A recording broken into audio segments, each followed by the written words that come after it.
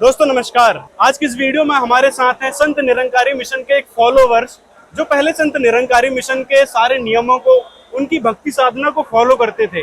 उसके बाद उन्होंने संत रामपाल जी से नाम दीक्षा ले ली।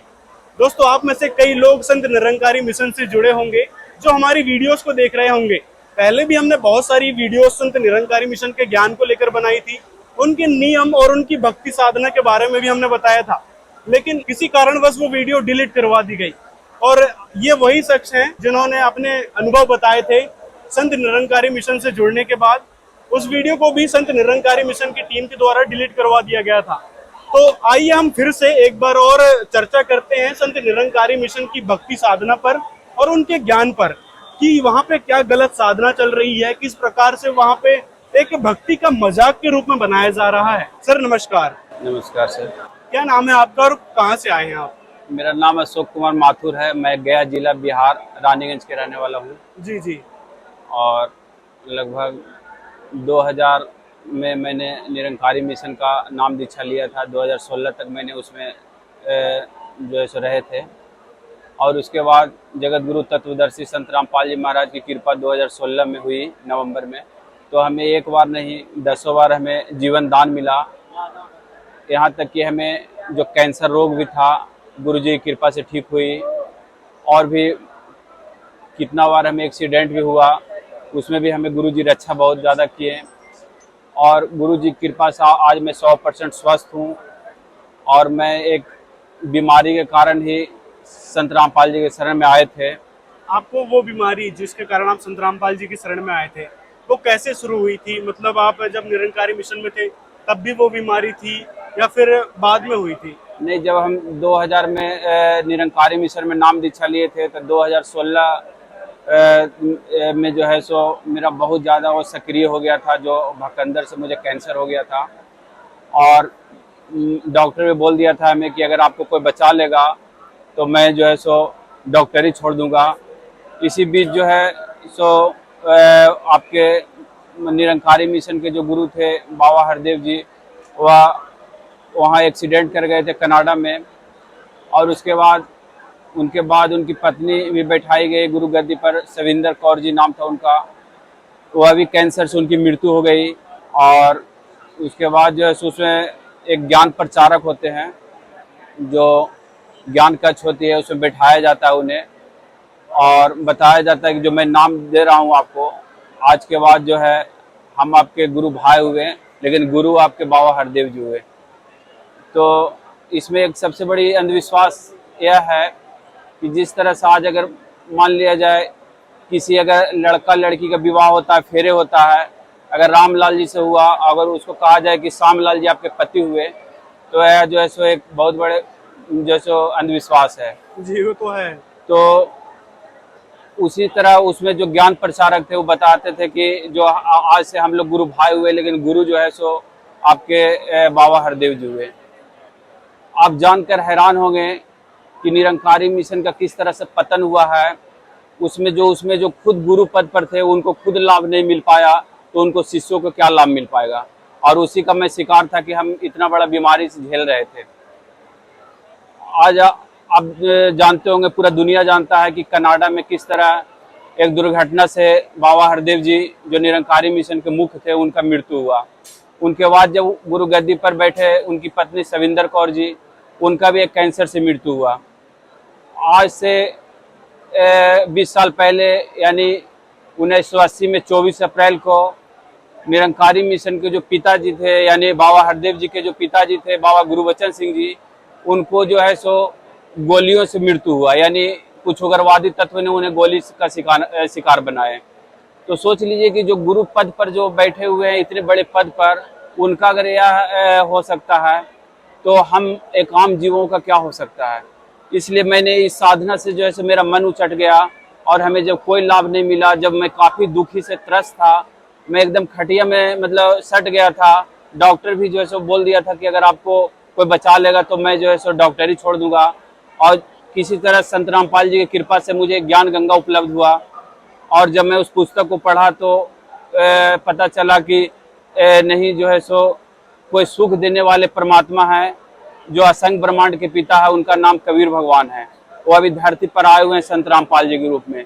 जब मुझे यह पता चला तो मैंने रानीगंज गया जिला से मैं जाकर और कोडरमा झारखंड में जाकर इनका नाम दीक्षा लिया, और आज मैं आपके सामने एक जीवित हूँ।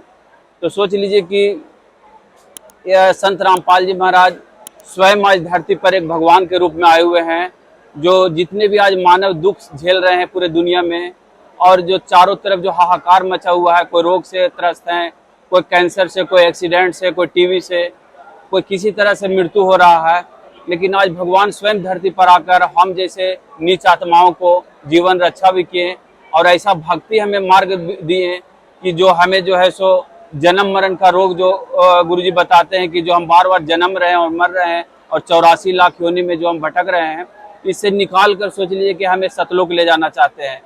तो इसी ऐसे गुरु के बारे में ही गीता में वर्णन किया गया है, और भी इस ग्रंथों में, कि सब धरती कागज करूं लेखनी सब बन रहा है, और 7 समुद्र की मसी करूं गुरु गुण लिखा न जाए। वह तत्वदर्शी संत के बारे में गीता में बताया गया कि उनकी अगर हम लेखनी अगर सारे अगर मतलब वृक्ष बना दिया जाए, सारे पेड़ों को पूरे अगर स्याही बना दिया जाए समुद्र को, और सारे लिखना चालू कर दे, तो इनके गुण को हम नहीं लिख सकते हैं। हम आपसे एक क्वेश्चन करना चाहेंगे, जैसे कि आप बता रहे थे संत निरंकारी मिशन के बारे में, तो संत निरंकारी मिशन की भक्ति साधना के बारे में हमारे दर्शकों को बताइए, उनके नियम के बारे में बताइए कि नियमों में कैसी गड़बड़ी कर रखी है, और भक्ति की साधना के नाम पर कैसा उन्होंने एक ड्रामा बना रखा है। देखिए, संत निरंकारी मिशन में जो है उसमें परमात्मा को निराकार बताया जाता है, और उसमें जो है बताया जाता है कि 5 परण दिया जाता है। तीसरा परण में बताया जाता है कि किसी के खान पान रहन सहन पर निंदा नफरत नहीं करना है। सोच लीजिए कि आज जब तक हम अगर सात्विक भोजन नहीं करेंगे, जब तक मेरा सात्विक आचरण नहीं रहेगा, तब तक हमें कैसे लाभ मिल पाएगा।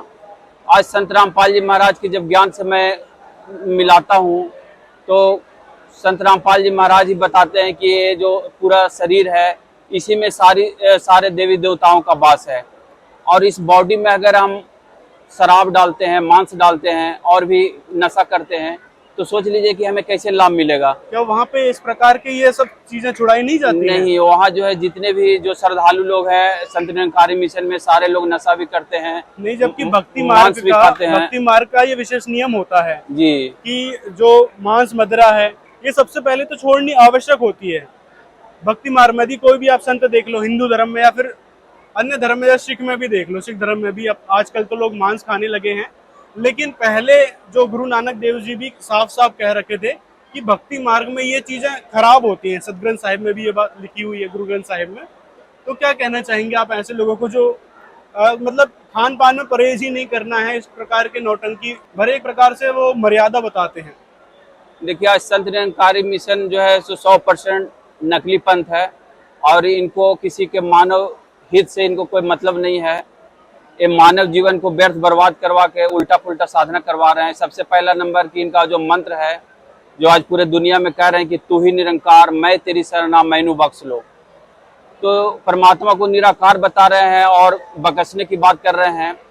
तो सोच लीजिए कि वो जो निराकार जिनको कह रहे हैं, जिसको शास्त्रों में तत्वदर्शी संत रामपाल जी महाराज की कृपा से मैंने जाना कि इनका असली नाम काल है, और इनको श्राप लगा हुआ है कि 1 लाख मानव को डेली खाना है। तो हमें बताइए, वो निराकार जो काल भगवान को कैसे हमें बख्श सकते हैं? बख्श तो सकते हैं जो उनसे ऊपर वाले हैं, जो दातार हैं, जो करतार हैं।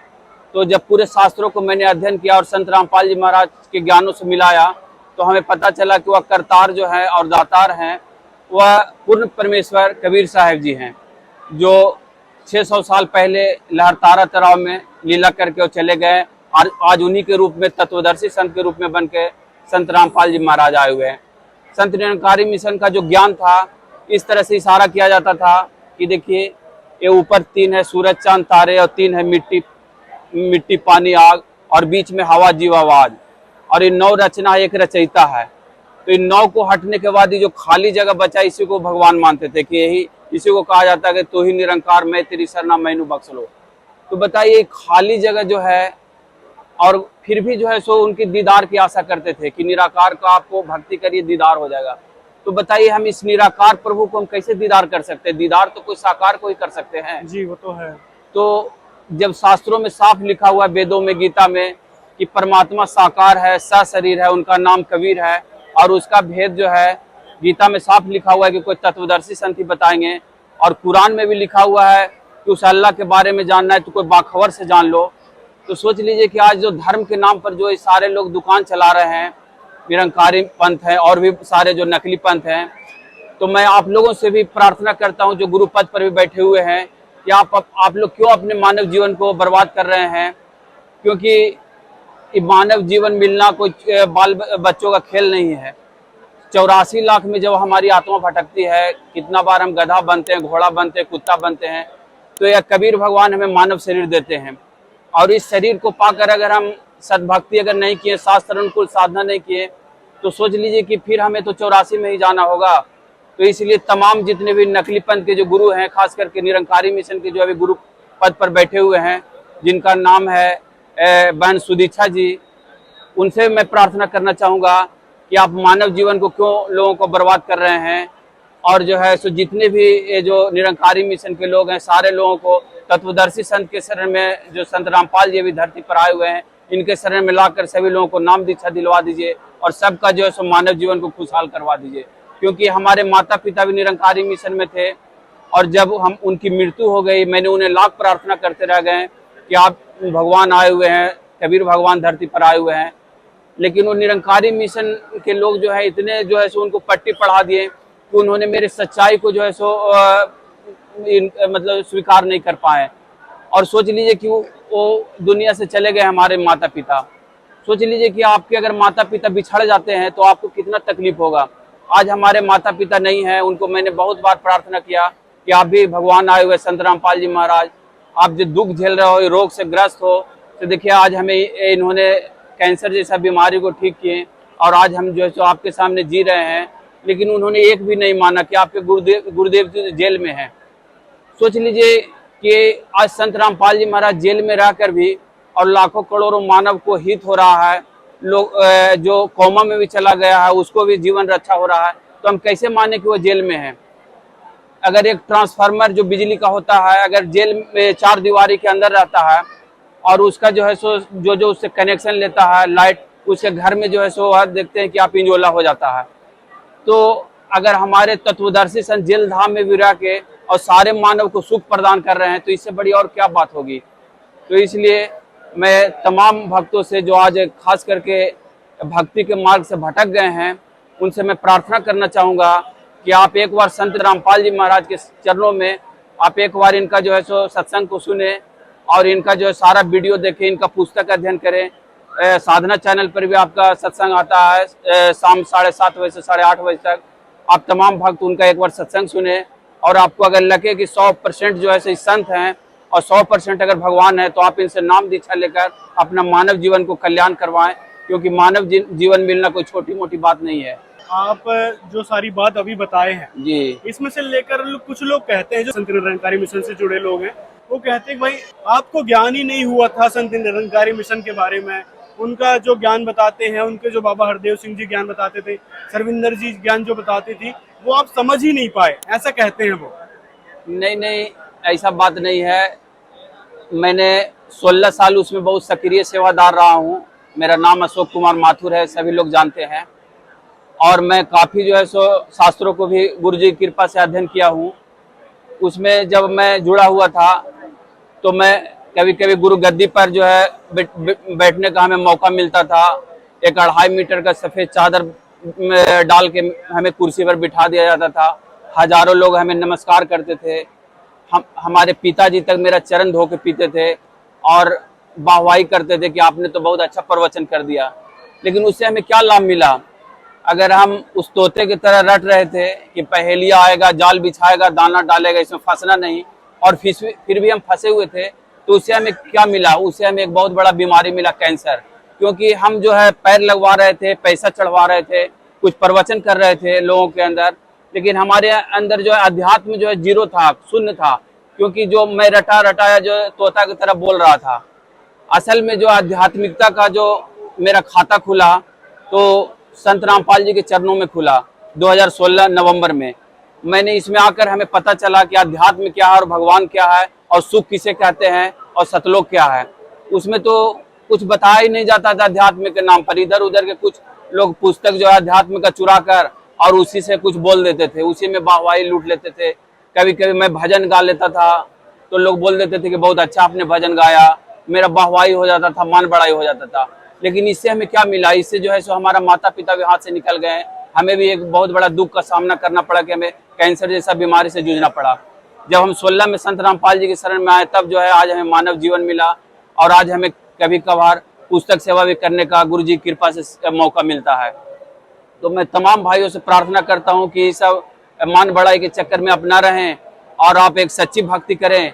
और क्योंकि ये जो बार बार मौका नहीं मिलता है, एक गोल्डन चांस है। कबीर सागर में भी लिखा हुआ है कि जब 1997 आएगा तो 5505 जब 1997 में बीता तो वह परमात्मा स्वयं शरीर धर कर आएंगे, और पूरे जितना भी आज दुखी मानव है, जो धर्म के नाम पर जो लूटा जा रहा है, उन तमाम लोगों से मैं प्रार्थना करना चाहूँगा कि धरती पर 1997 से जो आपका आदि सनातन धर्म का स्थापना हो चुका है, जगत गुरु तत्वदर्शी संत रामपाल जी महाराज की अध्यक्षता में आप भी आकर इस आदि सनातन धर्म में अपना मानव जीवन को कल्याण करवाएं। सर एक बात और है, जैसे कि संत निरंकारी मिशन में बताया जाता है नियम के बारे में, विशेषकर कि पैर छूना है, जो माता पिता है वो एक दूसरे के पैर छू लेते हैं, मतलब पिता जो है पुत्र का पैर छूता है, पुत्र पिता का पैर छूता है, ऐसा कुछ बता रहे थे, अब वो क्या है? जैसे अगर हमारे पिताजी हैं तो मैं उनका पैर छू के और धन निरंकार जी बोलते थे, और पिताजी मेरा पैर छू के धन निरंकार जी करते थे। उसका करने का क्या मतलब था? वो एक संबोधित करते थे, जिस तरह आज हम नमस्कार आदाब सलाम इस तरह से करते हैं, उसी तरह उसमें किया जाता था। लेकिन आप सोचकर हैरान होंगे कि इससे कोई लाभ होने वाली बात नहीं है, क्योंकि हम जिस तरह से एक पतिव्रता नारी होती है उसके लिए पूज्य जो है जो पति होते हैं, और बाकी जितने भी उसके घर वाले सदस्य है वो आदरणीय होते हैं। तो संत रामपाल जी महाराज की कृपा से हमें पता चला कि हम एक दूसरे का अगर पैर छूते हैं या पैर धो के पीते हैं तो यह जो है सो हम मानव जीवन को जो है सो बर्बाद कर रहे हैं। आज संत रामपाल जी महाराज की कृपा से हमें यह पता चला कि हमें हाथ जोड़कर सत साहिब जी बोलना है। अच्छा एक बात और है, जैसे कि आप संत रामपाल जी महाराज की शरण में आ गए हैं, तो अब उनमें से लोग जो आपके निरंकारी मिशन है, संत निरंकारी मिशन से जुड़े लोग हैं, वो ये भी कहते हैं कि संत रामपाल जी कबीर को भगवान बताते हैं। तो कबीर कहाँ से भगवान हो गया? वो तो एक संत था, भगत था। मतलब इस प्रकार से लोग कहते हैं, वो मानने को तैयार ही नहीं कि परमात्मा साकार भी हो सकता है, क्योंकि वो तो निराकार को मानते हैं कि भगवान ये निराकार है, इस टाइप से हरकत करके वो निराकार ईश्वर को ही मानते हैं। तो वो कबीर जी को भगवान नहीं मान पा रहे हैं, तो उनके लिए क्या कहना चाहोगे? वो बोलते हैं कि भाई शास्त्रों में भी झूठा प्रमाण दिखाते हैं संत रामपाल जी, वहाँ कवि का अर्थ कबीर देव बता देते हैं। देखिए, अगर वो लोग जो आज इस सतभक्ति से हटे हुए हैं और जो खास करके निरंकारी मिशन से जो भक्ति कर रहे हैं, वो अगर बता रहे हैं कि कबीर साहब भगवान नहीं है, तो मैं उन तमाम लोगों से प्रार्थना करना चाहूँगा कि आप एक बार जो हमारा पूर्वज लोग का धरोहर है, शास्त्र है, उसको आप उलट कर देख लीजिए।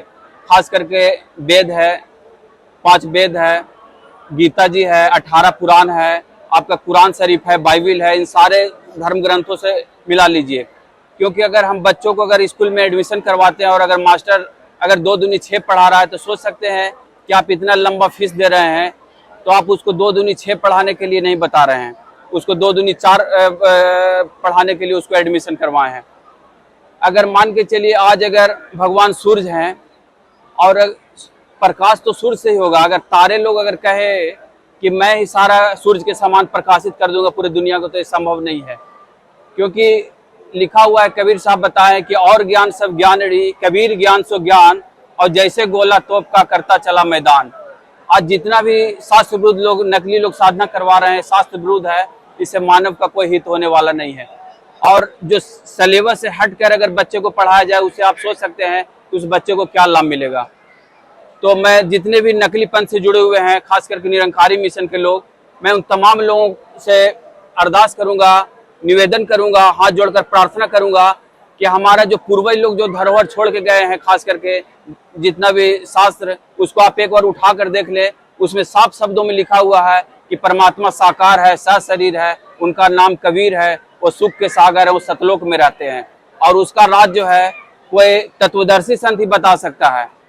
तो अगर मेरी बात पर अगर आपको यकीन ना हो तो प्रमाण के लिए आपका पूरा शास्त्र है। मैं आप तमाम लोगों से प्रार्थना करना चाहूंगा कि आप अपने मानव जीवन को व्यर्थ बर्बाद न करें, और जो नकली पंथ में अपने जीवन को बर्बाद कर रहे हैं, आप जगत गुरु तत्वदर्शी संत रामपाल जी धरती पर भी आए हुए हैं और पूरे विश्व में इनका ज्ञान का डंका बजा हुआ है। आप भी आकर जो है सो अपने मानव जीवन को सार्थक बनाएं। जी सर, बहुत बहुत धन्यवाद आपका हमारे साथ जुड़ने के लिए। दोस्तों, ये थे संत निरंकारी मिशन के फॉलोवर्स, जिन्होंने वास्तव में जो संत निरंकारी मिशन में चल रही भक्ति साधनाओं के बारे में बताया, उनके नियमों के बारे में बताया। आपको ये वीडियो कैसा लगा, आपके क्या विचार हैं, कमेंट में हमें जरूर बताएं। मिलते हैं अगले वीडियो में।